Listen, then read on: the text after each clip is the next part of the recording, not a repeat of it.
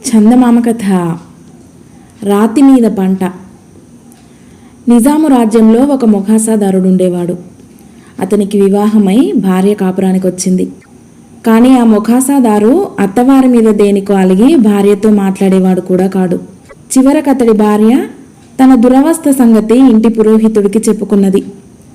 ఆయన కొంచెం ఆలోచించి, అమ్మాయి, ఈసారి నీ భర్త బయటికి వెళ్ళేటప్పుడు ఒక పని చెయ్యి.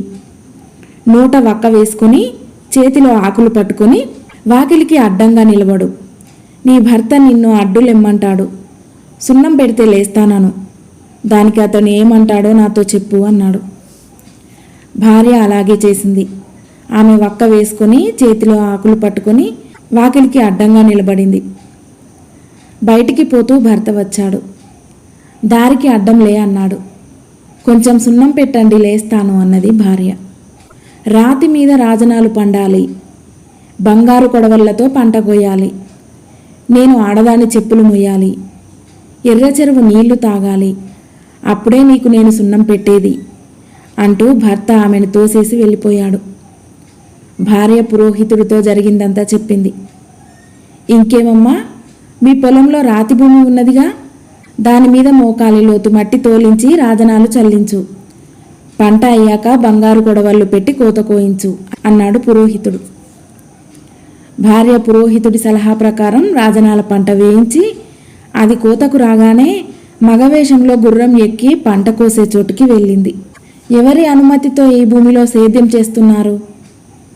కామందును పిలవండి, ఈ తప్పుకు 1000 రూపాయలు జరిమానా విధిస్తున్నాం అన్నదామె కూలీలతో.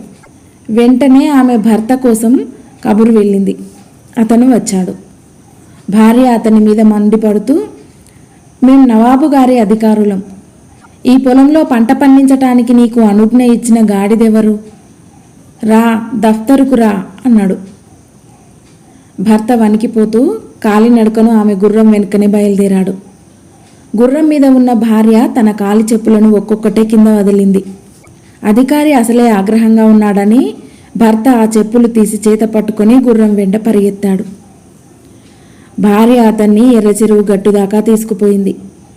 ఎండలో చాలా దూరం పరిగెత్తి ఉన్న భర్త దాహం వేసి చెరువులో నీళ్లు తాగటానికి తన భార్యను అనుమతి వేడాడు.